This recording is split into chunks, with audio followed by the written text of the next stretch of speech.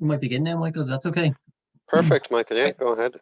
So, hi everyone. You're all very welcome to tonight's special webinar on parent wellbeing, supported by SuperValue this evening.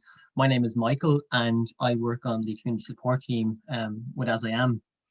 Tonight's seminar is a part of our Say Yes to Autism Acceptance campaign, but tonight's seminar takes on a different approach than our previous seminars, in that it's all about you, the parent, the guardian, or carer. I'd like to say that our speaker tonight is Michael Ryan. Michael is a counsellor and psychotherapist with the organisation PeaceofMind.ie, and is a great friend of AsIAm. He's participated in many of our previous seminars and past conferences. I guess the purpose of tonight's seminar is a little bit different to our previous ones.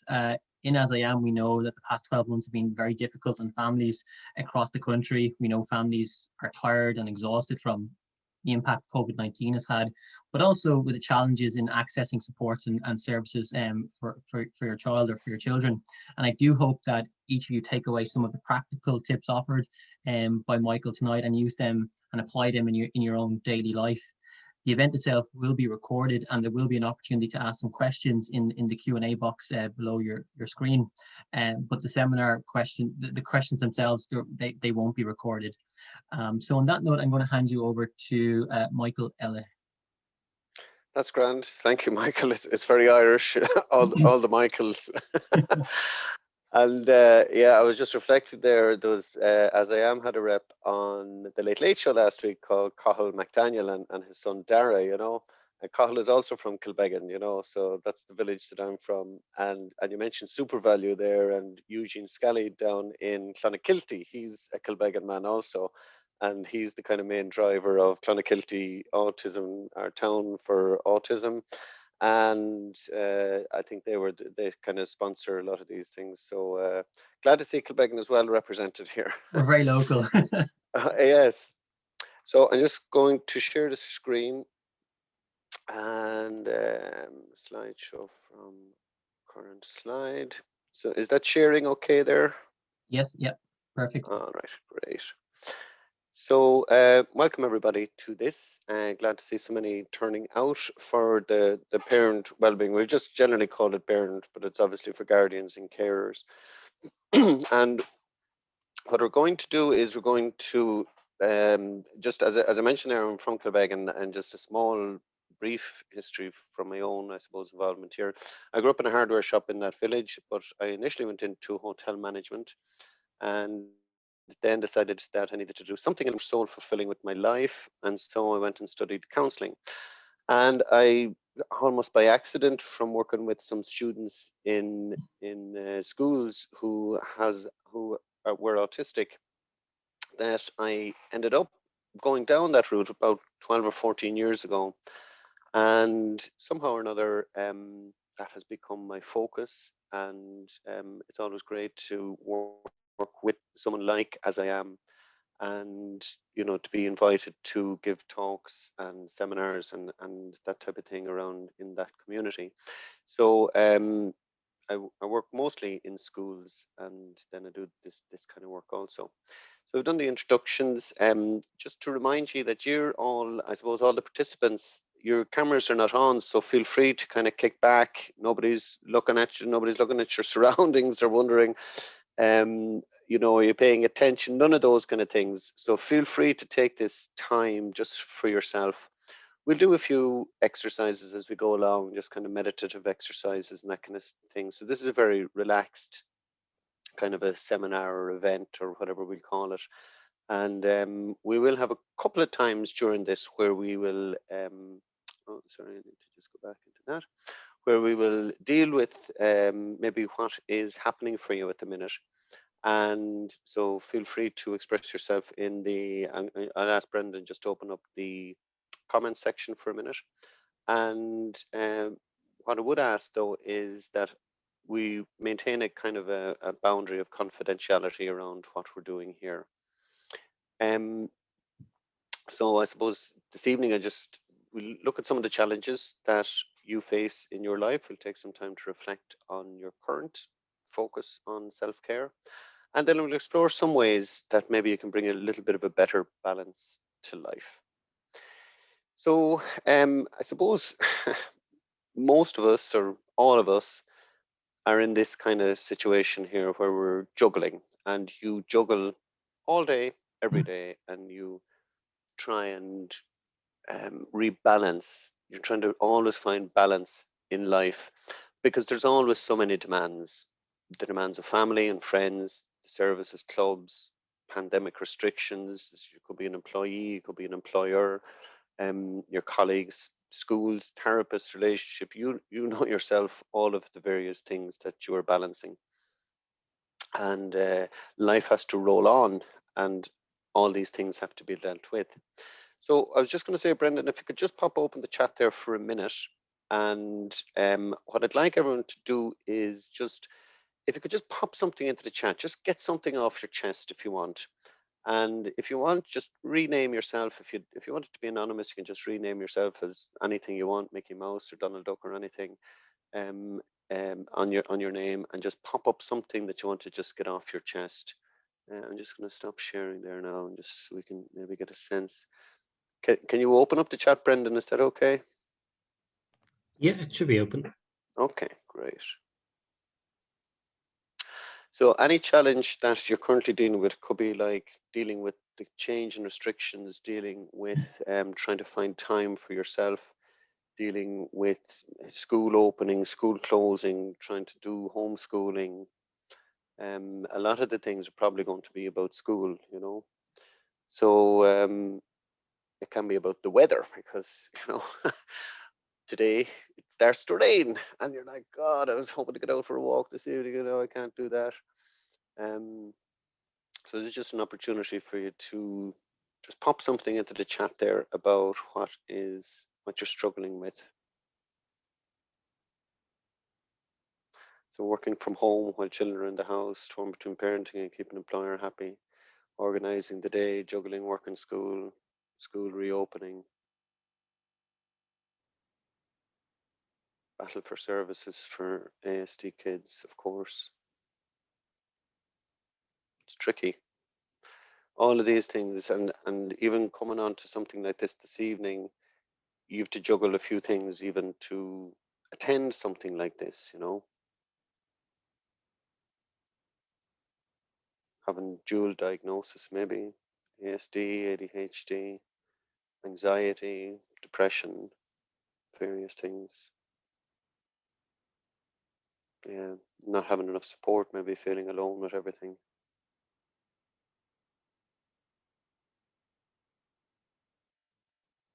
It's tricky.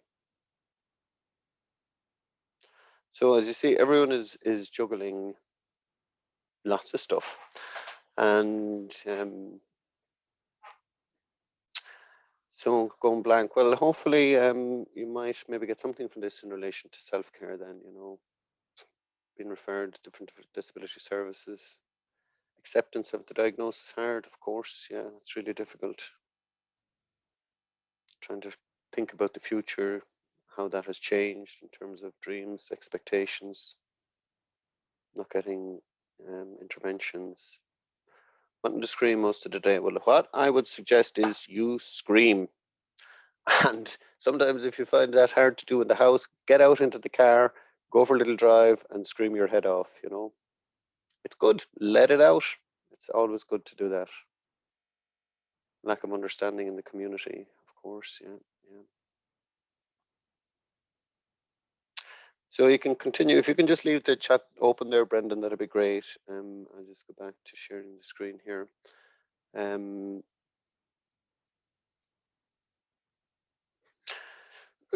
So everyone is dealing with different things. This slide, what we're going to do is we're just going to do a little movement break if you could. So please remember that your cameras are not on, so feel free to do whatever you can. So you can wriggle your toes, rock your feet up and down, do a torso twist, do a chair sit up if you wish. Remember to roll your shoulders, stretch your arms and legs, extend your neck in all areas. Roll your eyes around the room.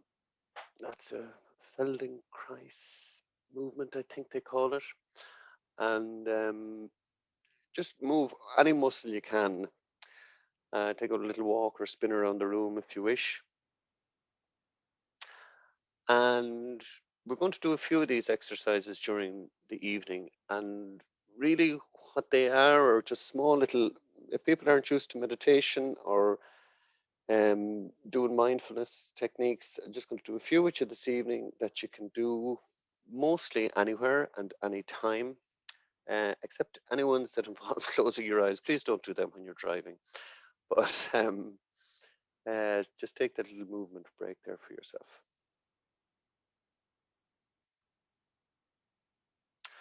So generally, I'm not going to go down through these in too much of detail because you know yourself what you are stretched with. So you're generally trying to keep up with all the different trends. Of course, you're financially stressed. And then generally at this stage of life, you're in that caught between the generations. So you've still maybe got some people, parents or uncles, aunts, or elderly people in your community that are making demands on you. And then your children or younger people in your life are also making demands. And so you find yourself caught between the generations. When I say hero worshippers disappear, that sometimes happens when your children become teenagers. And up until that point, you were their hero. And then maybe they start to turn outwards towards pop stars and sports stars and millionaires and all these guys. Kids tend to worship Elon Musk and fellas like this more so than Ronaldo these days. So the focus of heroes are changing a little bit. You're coping with your own emotions, your own physical changes, maybe medical changes in your own life, trying to maintain friendships and family relationships, as we saw in the comments there, just trying to juggle between feeling isolated. And then you have your own kind of midlife crisis. What's life all about? Maybe unfulfilled goals. You're trying to, figure out stuff that you can do for your own self-development and trying to juggle and challenge the challenges around where do you find time for you? Where do you get to fulfill your goals? Everyone has, of course, their own marriages, relationships, personal challenges. Then trying to balance the fitness and relaxation and commitments and fun. Changes then, of course, in changes are tricky all the time. And for all of us, changes are challenging.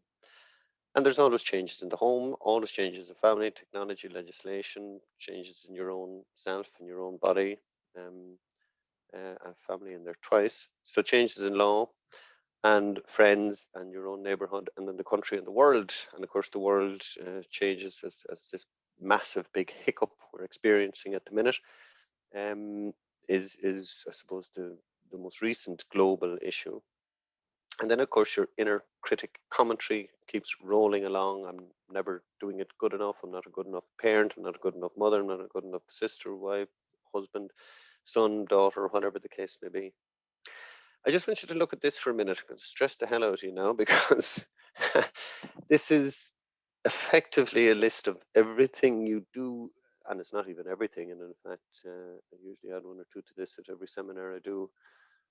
Just look at that for a minute because you are all of those things pretty much all of the time.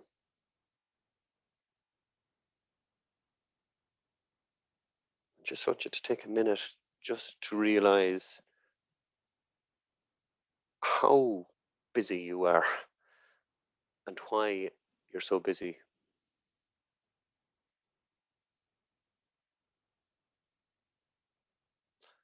Let's not dwell on that for too long. This is a small little, lovely little 5 senses check-in. And this is something that really helps to calm the system down whenever you're feeling stressed. And the reason it calms the system down is you can't, Rosemary was just looking to get in there. Could you pop something in the Q&A there and Michael will have a look at it and just, you can let me know then, Michael. I think the Q&A is open, is it? Yeah, the Q&A is open, yeah. Okay, so if you could just have a look at that. We'll do the 5 senses check-in and you can just have a look at that from me, Michael. So what we're going to do is just take a couple of minutes. When you are actually focused on a sense, you can't actually think. So when we focus on a sense, we allow our brain to just switch off from whatever that worry is for a minute. So if you could just take a few deep breaths in through your nose and out through your mouth. And I just want you to focus on the sense of smell for a minute. And just breathe in through the nose and out through the mouth. And just to notice any smell that's in the room. It could be neutral, it could be nothing, it could be something you're drinking or a candle lighting. Just to notice that smell.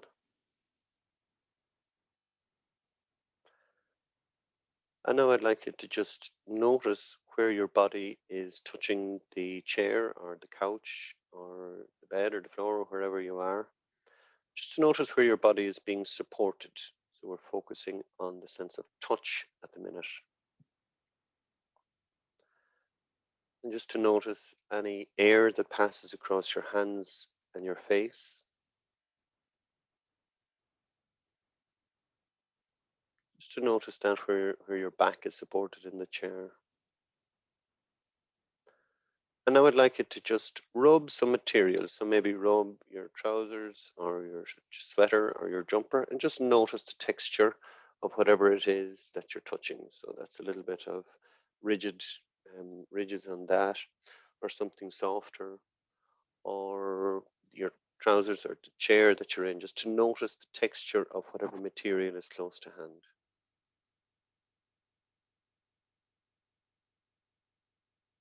And now, if your eyes are closed, I'd like you to just notice, almost view the inside of your eyelids like a little cinema screen. And just to notice the shapes from when light was getting in through your eyes. So you notice little shapes dancing around there. Maybe the square of the screen, or the round of a light. Just to notice almost like the negative of a photograph. Just to notice those pieces of light.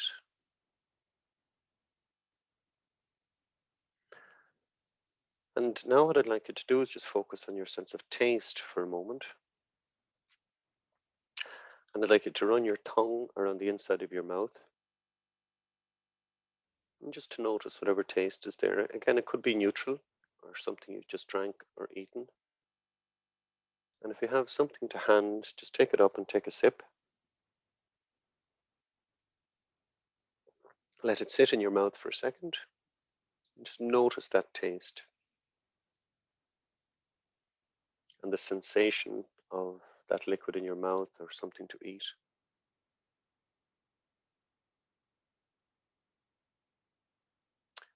And finally, I'd like you to focus on your sense of hearing for a moment. And what I'd like you to do is to just pay attention to the sounds that are in the room that you're in at the minute. So for me, it would be the little fan that's on the laptop here. Just to notice any sound that's in your room.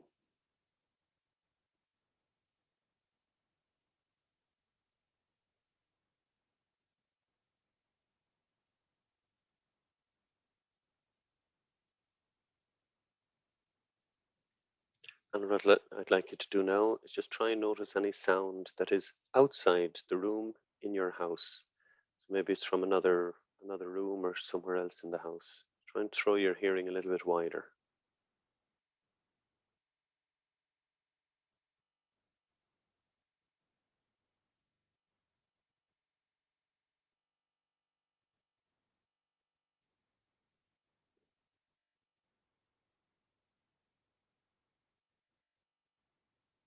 And what I'd like you to do now is try and throw your hearing outside. See if you can hear any traffic or bird song, anything that's outside your house. And try and see what's the farthest away sound you can hear.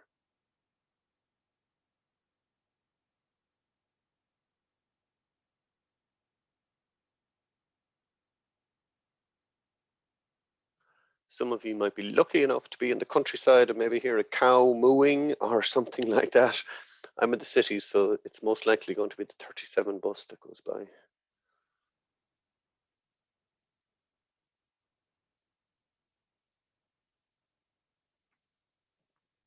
So that's what we call a five senses check-in. And you can do that pretty much anywhere. And nobody needs to know that you're doing it. But when things get a little overwhelmed, what you'll realize is when you're actually listening, actually smelling, actually tasting, actually touching, or actually looking, you can't actually think about whatever it is that's bothering you. So it's a lovely little meditation you can do. Are we okay, Michael? Somebody had their hand up there. Yeah, I don't see any questions now coming in except for, the conversation in the chat. Okay, that's grand. Yeah, maybe somebody just hit it by accident. So when we look at people who are mentally healthy, so they have generally a sense of contentment. Rosalind was looking to get in there. Can you just message her and just see if we need to address something? Is she So trying to get in through a question? Is it, just Michael? Or putting up her hand. I notice it comes up here on my screen. A couple of people have raised their hand. So maybe if they just pop the questions into Q&A there, and we'll that'd try be and deal with perfect. them. Yeah, okay. So a sense of contentment, a zest for living, and the ability to laugh and have fun. These are, so that there's kind of a science behind being mentally healthy and looking after yourself. So a sense of meaning and purpose, so the ability to deal with stress and bounce back from adversity, a sense of meaning and purpose. And that meaning and purpose is often got literally just by that sense of being a parent and raising children, or through your job, or through your community connection. And I think it's a huge sign, if somebody is struggling to get out of bed in the morning or struggling to get up in the morning, it's usually a sign that they have kind of lost that sense of purpose. And so it's really helpful if you have somebody in your life who's struggling with that, to try and identify that sense of purpose for them. With flexibility to learn new things and adapt to change. There's a good balance between work and play, and rest and activity. And we'll come to balance later on in the talk. The ability to build and maintain fulfilling relationships, and then a good sense of self-confidence and self-esteem. And I often think people say, oh, what's the secret to happiness? And they all have just tons of books about happiness and all of that. But in fact, I don't believe happiness is our human mission. I think contentment is our human mission, because there are times when it's inappropriate to be happy. If somebody dies belonging to you, or there is disappointment, which is natural in life, but we can, even in difficult times, we can try and shift to a sense of contentment in ourselves, that this will pass. I will deal with this grieving process in the correct way. I will deal with this disappointment in the correct way. And we'll cultivate contentment rather than that kind of illusion of happiness all the time. So one of the things I usually say is just in relation to, I suppose, how do we know how well we're doing with our contentment, or our mission, or our purpose? And it's always helpful to project yourself forward to your deathbed, which sounds terribly depressing or terribly morose, perhaps. But it's a really good exercise, and let's hope that whenever you reach whatever it is, 100 or whatever it is, that you're lying there and you're just going to drift away. As that's kind of what we all hope in the end is how we go, and it'll be nice and peaceful. But as you're lying there, you're thinking to yourself, how did I do with that life? How will your old self reflect on how you treated yourself? And by default, you will of course then think about how you treated others and what you did with your life. And when you do that now and you project yourself forward, what you'll find is your subconscious will start to work towards what's actually the healthiest balance you can have in your life, so that your elder self will be happy and content with how you have managed your life. There's another concept that people, I like this one, so other people who've maybe attended talks before will have seen this. So who's driving your bus? And this is a really good way to look at life. So if we look at your life as like a bus, and our mission is to get up into the driver's seat, and all the people who are on the bus will be people who are there at your invitation, with your permission, and they will all be contributing something to your life, and you will be contributing something to their life. And very often when we think about this, actually we find ourselves down at the back of the bus and everyone else is in the driver's seat. So whether that's your children, your employer, your spouse, the government, whomever else. And when you're not in the driver's seat, you will feel out of control. And saying that you're out of control sounds very, very dramatic. By all I mean by that is that you don't feel that you're in control of your life and that everyone else has the power over you. So you might feel like you're just always a taxi driver, or that you're always fighting for this or always fighting for that, and everyone else has the decisions. But in fact, if you psychologically think about climbing up into that bus and sitting into the driver's seat, you might still do all the same stuff that you're doing, but you won't feel like others are doing it because you're choosing to be the taxi driver. You're choosing to take people here and there because you've signed them up for that club, that thing, that school, that center, that test, that whatever it is that's going on. And and you just won't feel. So if this is you and you feel that everyone else kind of is in control, so this is you and everyone is in control, you switch it and you say, well, no, that's everything else, and I am now in control, and I'm choosing to do those things.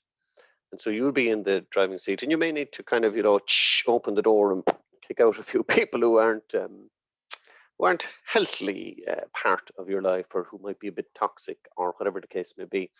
But the other thing I'll say is sometimes, I have, say, a relative who's a heavy drinker and kind of gets in a lot of trouble and this and that. But I've decided to leave them on my bus because I just am choosing to kind of stay connected and that kind of thing, because I just want to, make sure they're okay. And I often think there, but for the grace of God, go I. And I kind of say, well, look, I'm going to leave them there, even though they cause a bit of trouble and mayhem and this, that, and the other. And that's okay. But at least they're there at my, I suppose, permission, staying on my bus of my life. So it's not always about kicking off people who are toxic, but at least they only stay there with your permission rather than, without your permission. This is a kind of a mandatory slide that you'll see in any self-care talk. And it's always, in the plane when the oxygen drops, to say, put your own oxygen on first before you put the oxygen on your children. And that's just to make sure that you don't faint before you get a chance to put their oxygen mask on. And so that's kind of the thesis around all self-care then. Are we okay there from the questions point of view, Michael? There's nothing we need to address just at the minute. Yeah, no, that's perfect. Okay. Rosemary hit the button by accident, so. Yeah, that's okay. That happens a few times in every talk. Yeah. And this is another one that you'll see at pretty much every self-care one. You can't pour from an empty cup, so take care of yourself first. If you've been to any self-care talk, you probably have seen that before. And so I always know that when I give talks, parents will generally turn up when it's a talk to deal with the person that they care for, or the person that's in their lives, and they will only take the evening off to go down to the library to do it, to listen to a talk, or for something like this. At least you don't have to travel too far from your home to attend. So at least from the science point of view, you'll be better able to take care of people in your life if you take care of yourself first. And this is a little bit going back to what I was saying about the bus. When you can't control what's happening, challenge yourself to control the way you respond to what's happening, because that is where your power is. And that's never been more so than in this pandemic situation, because we individually have no control over the dates, the R numbers, the NEFIT restrictions, the times schools open, all of those kind of things. We have very little control. So all you can actually control is how you respond to all of those things. So again, try and avoid, I suppose, saying, I wish they would do, when are they going to, all these kind of things, because you're giving away your power all that time. You just got to accept, this is the law, this is what I got to do, this is the date, that's when the thing will open. And then you take back the control into your life and say, well, okay, what can I do in my home in relation to this, as opposed to when are they going to allow me to do that? Because that's just giving away your power. These are kind of nothing to do necessarily with the pandemic or anything that's happening at the minute. It's just, I suppose, about some things that happen in life. And oftentimes we live in the past and we define ourselves by some mistake we've made or some decision we made that didn't work out so well. But you've got to go easy on yourself around these things, because you made a decision some time ago when maybe you didn't have the information that you have today, and maybe you'd make a different decision now than you did then. So never be defined by your past. It was just a lesson, not a life sentence, you know. And very often you'd see these in any kind of addiction centers. You'll see an awful lot of these kind of lessons, because people who maybe were addicted to drugs, or maybe were homeless or something like that, they can very often define themselves by, you know, I was just that addicted person, I was living on the street or whatever, you know. And once you define yourself by kind of bad decisions or mistakes or whatever it is, then you stay stuck in that time. But there's all the rest of your life to go on with, and you choose your own path into the future, you know. And we all fail, you know, but as they say, failing is not falling down, but failing is staying down. And you know, in Ireland, we tend to have a fairly negative kind of view on failure. Oh my God, should I try that? Should I, we're useless. It was never going to work. Da, da, da. But in America, you know, in different places, they kind of say, yeah, that didn't work out, but at least they gave it a go, you know, and fair dues to them, and they'll pick themselves up and they'll get on again, and, you know, fail big, as they say over there, and all that kind of stuff, you know. So, you know, if you're ever kind of, if one of those things you're talking about from your past is failure, just say, I gave it a go. And okay, it didn't work out, but on you go. As I say, get back up on the horse and off you go again. I just want to look at inner critic, because again, this is a particularly Irish kind of a thing, and we tend to beat the hell up out of ourselves all the time. So I want to look at, see how we can kick that inner critic away. So just notice the critic, you know, and you've got to, like that, here's the critic trying to chime in. You got to place yourself above it in your mind, because that critic is a combination of all of life's bullies, and it's about taking back control. You can name it something silly if you so wish. That tends to work for kids, and they're kind of their anxiety bully or their worry bully or something in their head, you know. And just say, you know, there's that you know, Jiminy critic back again, or whatever the case may be, and just say, that's it, I'm not listening to you. So we're all imperfect, we're all perfectly imperfect, and you've got to accept yourself just as you are. And I often think of the kind of term compare and despair. Compare and despair. And if you're constantly comparing yourself to your brother, your sister, your neighbor, your friend, everyone has different set of skills and talents, you know. And no matter how much you beat yourself up, let's say somebody else does better in academics than you. So you can give out hell to yourself and say, oh my God, they're so clever, they're so intelligent, oh, they're so much smarter than me. The problem with that is we're all just born with a certain height, a certain eye color, and a certain IQ. And it's just a roll of the dice. And if you say to yourself, oh my God, they're so much more clever than me, there must be a better person than me, it doesn't actually make any smarter. It's all it does is keeps you feeling down, down, down. And so all you have to do is say, well, look, I'm not the smartest person in the world, but that's okay. And good for them that they are smart, and on with them. And you know what? Sometimes I kind of think just intelligence is a bit of a fallacy in terms of success, because somebody somewhere who's very smart is making fake Rolex watches, or making nuclear bombs, or, you know, whatever. And while that takes a level of intelligence, I don't think it's very smart. And so you should just really judge yourself on how kind you are, and how much of a friend you are, and how much of a neighbor, or sister or brother, or it's just how you are as a person. And that's nothing to do with intelligence or anything like that. And so it's about accepting ourselves just as we are, because as they say, we're all perfectly imperfect. So you're not defined by your IQ, your skills, your ethnicity, color, sexuality, any of those things. These are all just rolls of the dice. And like those kind of things, mistakes or embarrassing moments or whatever, they're all just part of life. And you know what, in a few years' time, no matter how embarrassing something is, you'll end up using it as a joke at a party, you know. So those embarrassing things, difficult and all as they are at the time, they've just become a joke in your life, hopefully, you know. Um, at the end of the day, we just have one shot at this life, you know. So if we start here at 0 and we have your life, and you drop off here at, let's say, 100, if you let your inner critic, be so strong, you'll spend your entire life beating the hell up out of yourself, and then you'll shuffle off to wherever we go. And what's the point in that? You just give out. I should be smarter. I should be taller. I should be better looking. I should be funnier. I should be more confident. I should be whatever. You just beat yourself up, beat yourself up, beat yourself up, and then you die. And that's surely not what life is about. So give yourself a break. That's what I was saying before. Stop comparing and despairing. And here's a little thing. Treat yourself as you treat others, because I guarantee you treat others an awful lot better than you treat yourself. So take that compassion to yourself. And then we have to accept all our limitations, a little bit like the other point that I made up the way there, without judging yourself, and replace that critic with a friend who consoles you for dealing with your challenges. So rather than saying, I should be more of this, I should be more of this, you go, geez, I'm not doing too bad. I'm doing my best. And you know what? That's enough, because you are enough.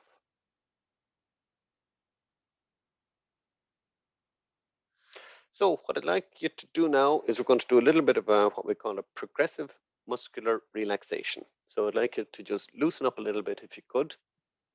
Sit back comfortably in the chair. And this one you can do in a chair. Ideally, it's called progressive muscular relaxation. And we're going to progress through a few different muscle groups.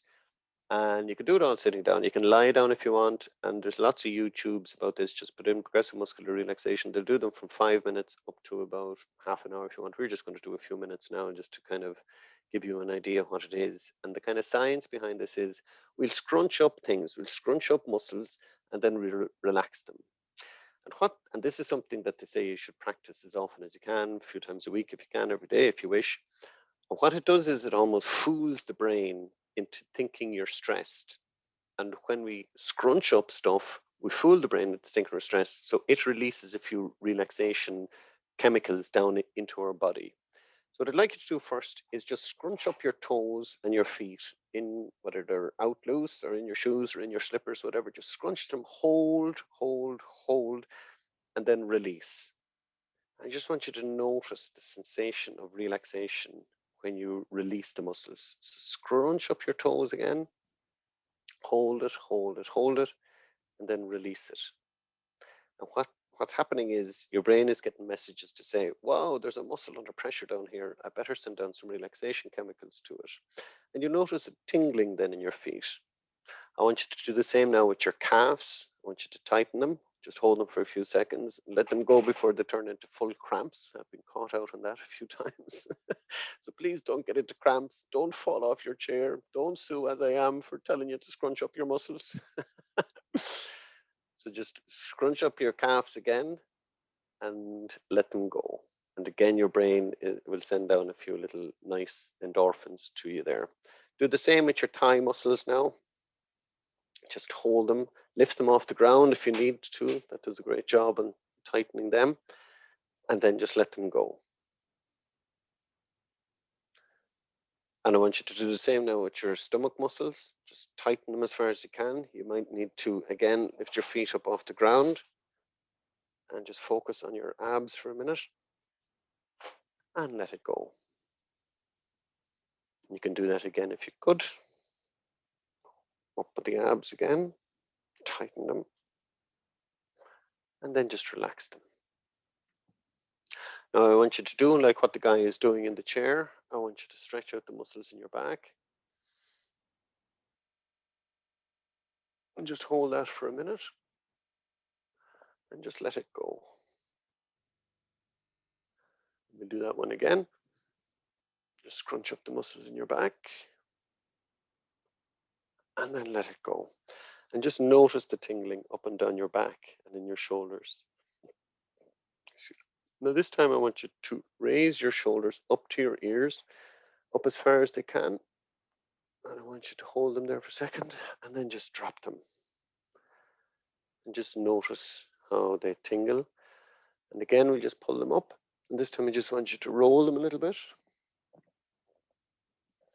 And then just drop them again. And you'll notice the muscles in your upper back will also get a little bit of tension from that roll. And then just to notice And I would like you to squeeze your fists as tight as you can. Just squeezing, squeezing, squeezing, and then just let them go. And you would just notice the tingling in your hands. And again, just squeezing your fists really tight again. And just let them go. And for the next one, you'll be glad that your cameras are off, but you get to see me scrunching up my face. And again, this is about squeezing all the muscles in your face as tight as you can. Hold it for a couple of seconds and then just let it go. So off we go. It's not a great look. I appreciate that. And then just let it go. And scrunching your face up again. Tightening all the muscles all around your eyes, in your jaw, and letting it go. And that's about all we can squeeze. So again, if you're really into that kind of thing, you would do it on the ground, lying down on your yoga mat or whatever, and just play the YouTube clip, just put in progressive muscular relaxation, and it takes you through. The 20-minute one is usually the best one, you know, and afterwards you will feel really relaxed. But if you don't have the 20 minutes, just do it in your seat, just like I've done there. Scrunch everything and let it go, and off you go. And just again, just to remind you that the way you treat yourself sets the standards for others. So one of the things I think about in that is if you're very much a yes person. Now, yes people are highly sought after. Because if anyone wants something done, they go, Mary will do that. Johnny is a great guy for that. He'll always do that. And really what you've taught them is you will put everyone else's needs ahead of yours. And while that's a lovely thing to do, it can be exhausting because and the other saying is givers have to put a limit on their giving because takers won't put a limit on their taking. Givers have to put a limit on their giving because takers won't put a limit on their taking. And also nobody knows exactly how many people are taking from you. So you have to manage that well yourself and just learn to say no. Sometimes you think, oh my God, if I say no, I'm going to lose a friend. Oh, they'll think I'm terrible. Strangely enough, they won't. They'll just accept you something else on and they'll find somebody else to do it, or they'll do it themselves. Again, this is nothing specific to do with self-care, but I love this one. So boats are safe in harbors, but boats are not designed to stay in harbors. So sometimes we get very complacent and we get too comfortable in our space and we don't give things a go. And there's a whole world out there to be explored. And there's a whole series of experiences and places and opportunities. And sometimes we'll think, oh my God, that couldn't be for me. I could never give that a go, or that'll take too long. Just always remember, if you feel something is going to take too long, you know, that time is going to pass anyway. So if you say, oh my God, 4-year degree, I could never do that, even though it might be something you're really interested in, you really want to do, or a 1-year course or 2 or 3 or whatever the case may be. But those 4 years will come and go. So you might as well have the certificate, or, you know, if it's going to take you ages to learn the ukulele or the tin whistle or the guitar or whatever, the time will pass anyway. So you might as well have that skill under your belt. So as I say, boats are safe in harbors, but they're not designed to stay in harbors. So untether that boat of yours and go out into the world and try something new. So here's 3 things that are really good from a self-care point of view. And it's letting go of shame, guilt, and regret. Because look, the shame thing is whatever the hell is you've done that you're ashamed of, it's already happened. At the time you did it, you had a certain amount of knowledge and maturity and whatever available to you. And okay, you may have screwed it up. So what? It's no big deal, and don't let it define you. It's the same with guilt, you know. The difference with those two is sometimes shame, might be somebody else's shame. So somebody else in your family may have done something and you're absorbing the shame or whatever it is that they may have brought, but actually quite possibly it's not your issue at all. And one of the strangest phenomenons of our psychology is sometimes people who say we're abused, they carry shame around that abuse, even though that was put on them by somebody else, and yet they carry shame. So you've got to first figure out, is this really my shame at all, or is it the shame of somebody else? Guilt is very much more personal, and that can be about something you've done, but you know what, it's in the past. You gotta, I don't know, if you can make amends about it, and then just move on, because otherwise it'll just keep you stuck in the past. And regret is pretty much the same. And regret is the difference there is that sometimes it's about what you didn't do. I should have done this when I was younger. I should have gone for that. I should have not done this, or I should have done that. But again, we can't turn back the clock. So we've got to leave it there and not let it hold us back. So you're going to reclaim your power, and avoid victim mode. So if it's a thing that you ever find yourself saying, just my luck, you're stuck in victim mode, because usually it's nothing to do with luck. Usually it's just to do with statistics. So if I sat here and said, oh, just my luck, I'd have a puncture, it's really not just my luck, because punctures happen every once in a while. And I haven't had one for ages. So someday I'll go out, and it won't be just my luck, it'll be just my statistic that has happened. So if you find yourself in that just my luck and you're in victim mode, and it's really good to try and spot it, and then just say, no, actually, I'm not a victim. I am a survivor of this thing. And what can I do? Sometimes we also feel that we've had really difficult lives, or if your child is going through a really difficult childhood or teenage life, sometimes I'll say to teens, this is a really difficult thing that you're going through. It could be family breakup, or a bereavement, or grief, or some kind of difficult time, or even just, as they say, dealing with a diagnosis, But when you have to deal with that kind of stuff, you tend to emerge as a much stronger adult, because the small stuff won't stress you as an adult, So generally, people who have been through tough stuff build a much better resilience than others. I just want to keep an eye on the time.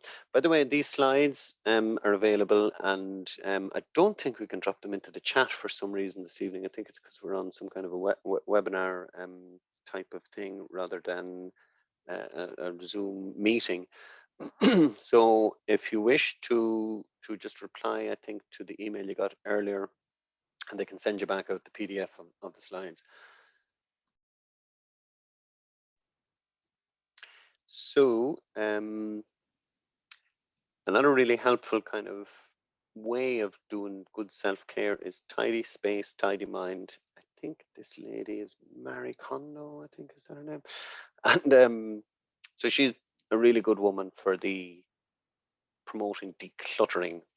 So tidy space, tidy mind. So clear out your office, your locker, your car, or home. And I often say, sometimes when a client comes in and says, do you know what I did last week, Michael? I cleared out the attic. And generally, when I hear that, I usually think our time is probably coming towards an end in the therapy process, because they're starting to get clarity around what they need. And once you tidy up your spaces, it usually shows that your mind is tidying up also. So whatever you need to do, tidy it up. Give generously, and I like the one on the right there. A candle loses nothing by lighting another candle. So give generously of your skills, of your time, if you so wish, but remembering to say no when your to-do list is too big. And they often say that that sense of gratitude is really powerful and helpful, and one of the things we should do just as we're drifting off to sleep is just think about the day you've had, and try and think of 3 or 4 things that you're really grateful for that happened in that day. And it can be just that I had food in the fridge, or that I was able to have a job or get to work, or that everyone in my life is doing okay. And then one thing that maybe you might have done differently. And it's not about giving out to yourself, it's just about building up little lessons from each day about how we might have done something differently. I want to do a body scan. And again, this is a lovely little exercise where you can do pretty much anywhere again. And it's lovely to do just, and again, you don't need anyone like me to talk you through any of these 5 senses exercises or the progressive muscular relaxation or the body scan. These are things you can do yourself. And this is really good if you're ever kind of working in front of a machine for a long time or whatever. So again, I just want you to sit back in your seat there. And I just want you to think about the different places that I tell you to think about. So I just want you to close your eyes if you could, and just think about the top of your head. And I just want you to scan down through it, almost as if you're doing a kind of an X-ray scan or an MRI scan of your whole body. And I just want you to scan down through your top of your head, through your forehead. Just let your forehead flop out a little bit. Just let the distance between your eyebrows and your hairline get as far apart as they can. Just noticing any tension that you're holding in your forehead. And now just focusing on your eyes. Just let the muscles in your eyes relax. And if you've crow's feet like me, just let them flop out a little bit as well. And just let the muscles around your eyes relax. And I just want you to focus on your jaw. And just let the muscles in your jaw just untense themselves, just to relax. Just let your jaw muscles relax a little bit. And I want you now to think about your neck. And just maybe move it a little bit, just to get rid of any little tension that might be there. Just noticing any sensation in your neck. And I'd like you now to just drop your shoulders a bit. Just keep them as far away from your ears as possible, just to let them flop out and relax. And just now think about your left arm and your hand, and just let it flop out wherever it is. Just noticing any tension there and just letting it be supported by the armchair, or it's on your leg, or wherever it is. And now your right arm, the same thing. Just letting your shoulder drop, just letting your hand rest wherever it is. And now your torso, just noticing that your tummy rises and falls with each breath. And just letting your back be supported by the chair. Your bottom is supported by the chair.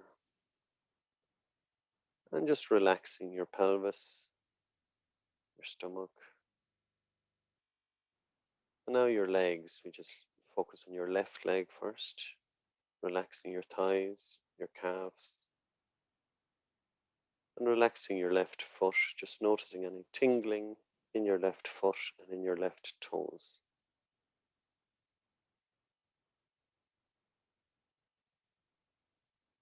And now we just focus on your right leg, your thigh, relaxing your calf muscles, relaxing your right foot, your right toes. Just basically letting your body be supported by the chair, the bed, the couch, the floor, whatever you're on. And we scan down again a bit like an MRI, just down through your head, through your face, your forehead, your eyes, your jaw. Just letting go of any last remaining bit of tension that's there. Anything in your neck, dropping your shoulders another little bit, noticing that they had been a little bit tense. Relaxing your left arm, relaxing your right arm, relaxing your tummy, your midsection, your left leg, and your right leg. And a final scan just down through your head, all of your head, your neck, your shoulders. Letting go of any last bit of tension that's there. Through your body, your midsection, and your legs. Just letting go of any tension. And just notice our breath is nice and even. Don't worry about where you're going in through your nose or out through your mouth. Just breathe whatever way comes natural for a minute.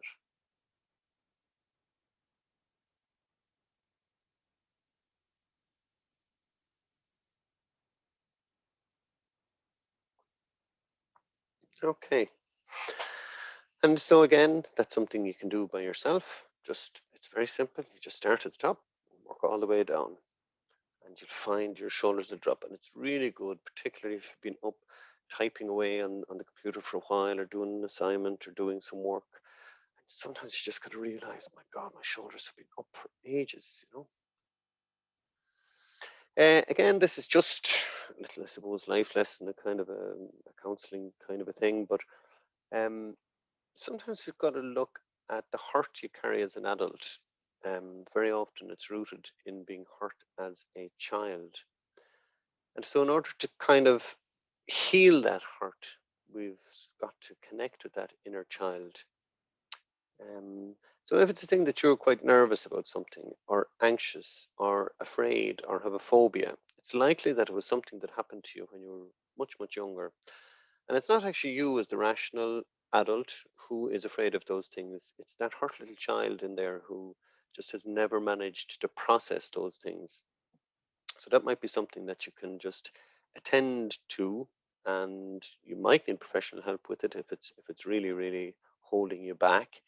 But sometimes it's just about almost, I sometimes think, just put your you put your arm around that young person, that young version of you, and say, you know what? You're safe now. I got it. I'm going to keep you safe, and you've nothing to worry about. I'm going to protect you. And sometimes that's just healing in of itself. So again, just a few little tips and hints. We're going to wrap it up in a few minutes because I think about an hour is the attention span for these things, Michael. Is that about right? Yeah. Yeah, we do have a couple of questions that we might.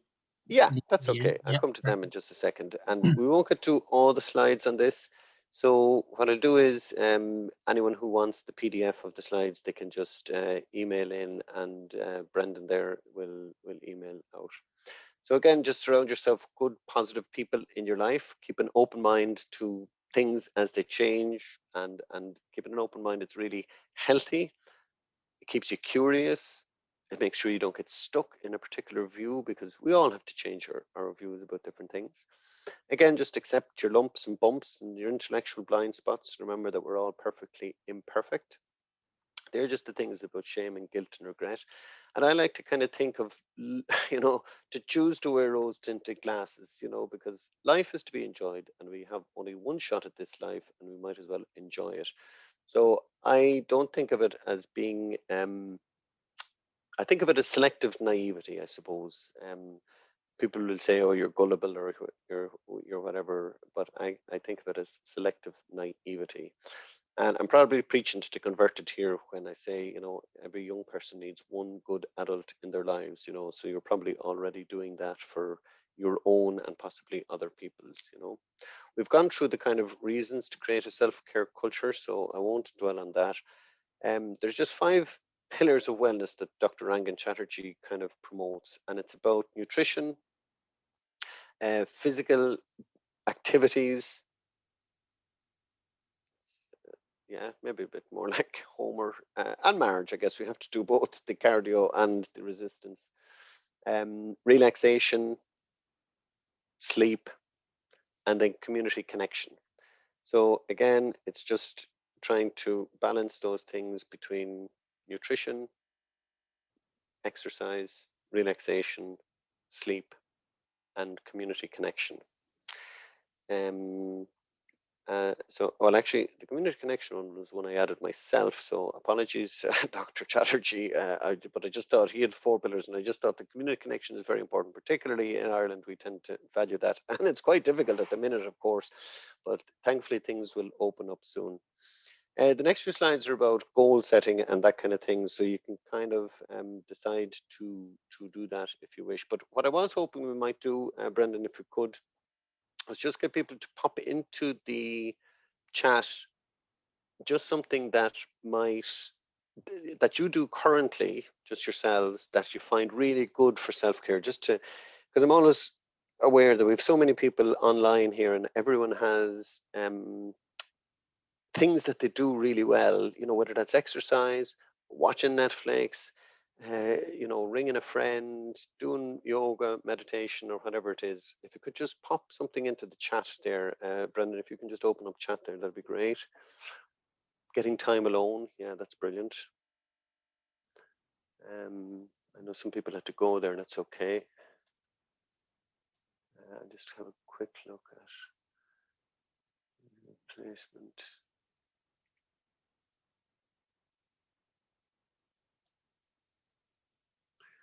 Juggling twins.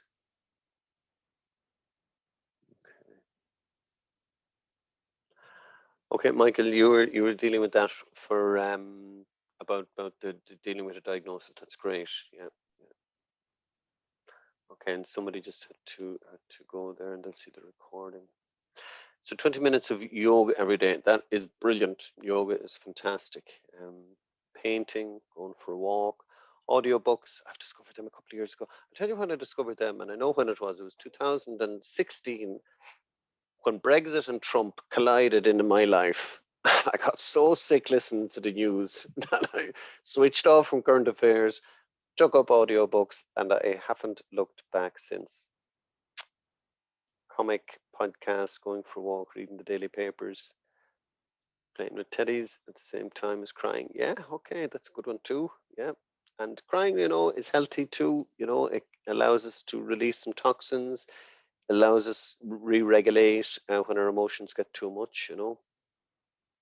Somebody says, cutting the grass in peace. Yes, yes. I have a friend who bought them, has a huge garden, bought themselves one of those ride-on mowers, and cuts the grass way too often on it because he can't hear anything. Nobody can get to him.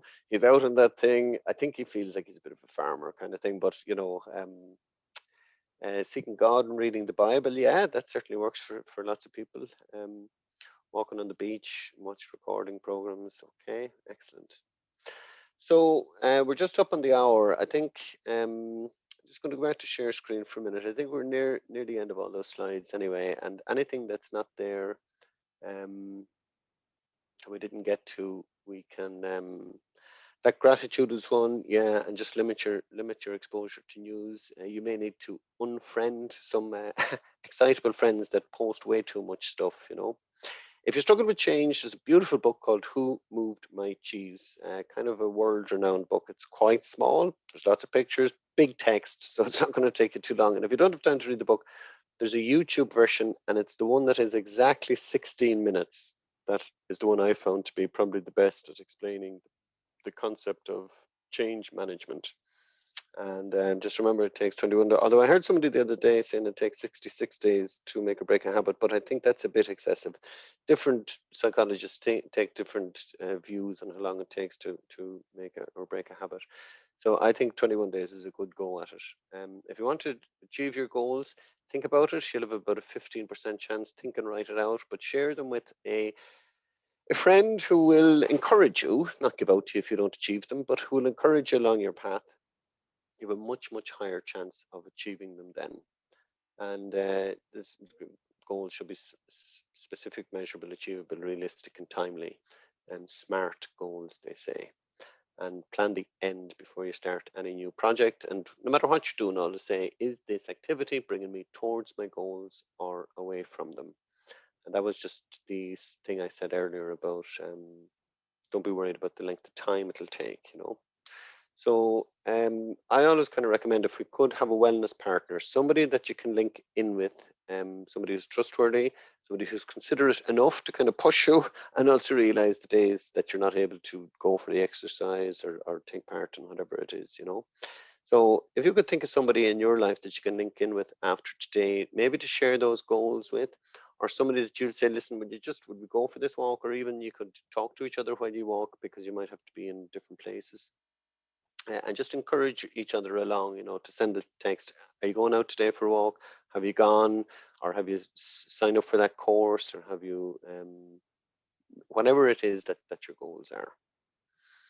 And let's just, again, write down small, medium, and large goals, you know.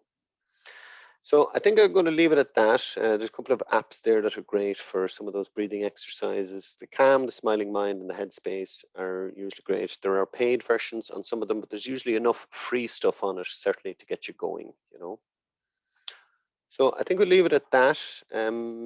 My details are there. I'll just leave them up there for a second. And again, they'll be on the slides if you wanted to just get in touch with Brendan or Michael there, and they can send them out to you. So we've just gone over the hour slightly, so I'm just going to stop sharing there.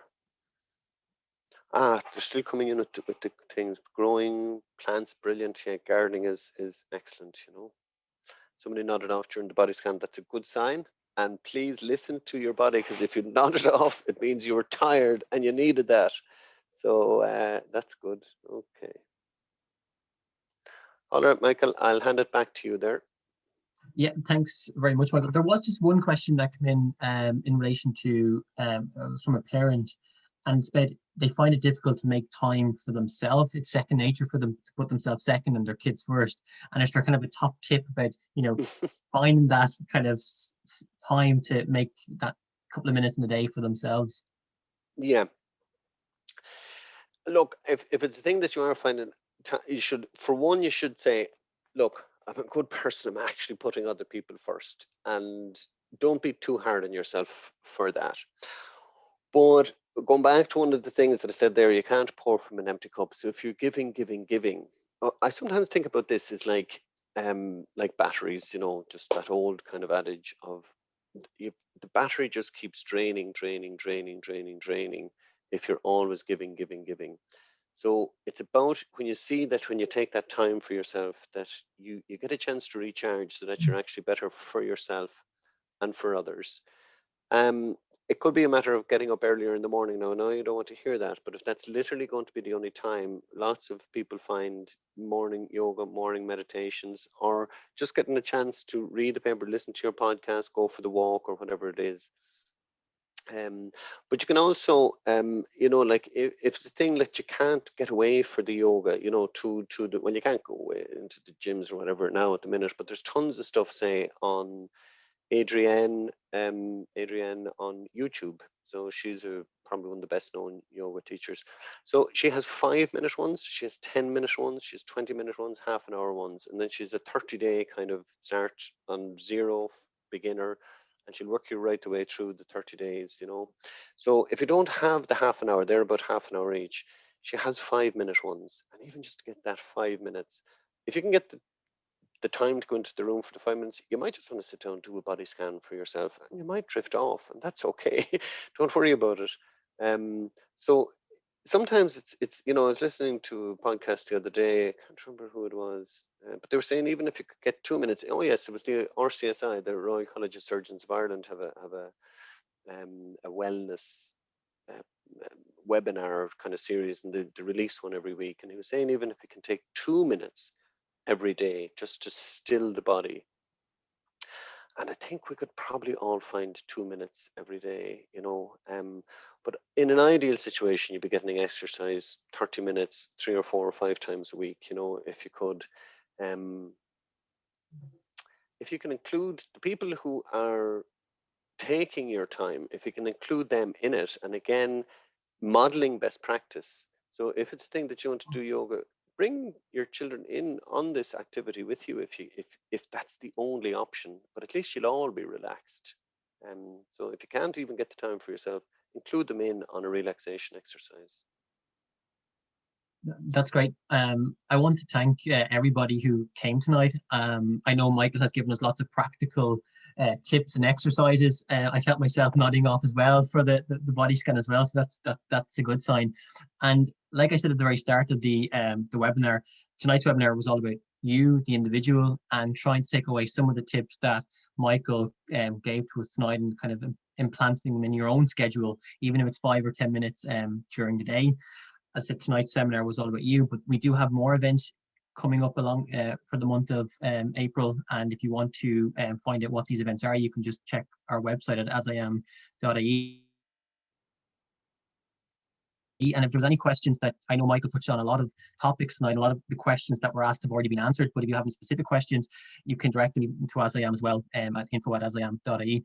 And my colleague Brendan will be sharing the presentation slide from Michael tonight. And also this event was recorded and it'll be up on our website over the next couple of days. I know some people have to leave a little bit early, but I want to thank you, Michael, again, because you're a great friend of AsIAm, and I always enjoy these exercises. I've been to a couple of them now, and I always feel a little bit more relaxed and calm. So I hope everybody here tonight felt the same and take away something from it. So on that note, I think thanks, Michael. Always a pleasure to work with the guys in AsIAm. And there's a beautiful community of people, from the participants and all of the different committees and events that you have. So it's always a pleasure. Thank you.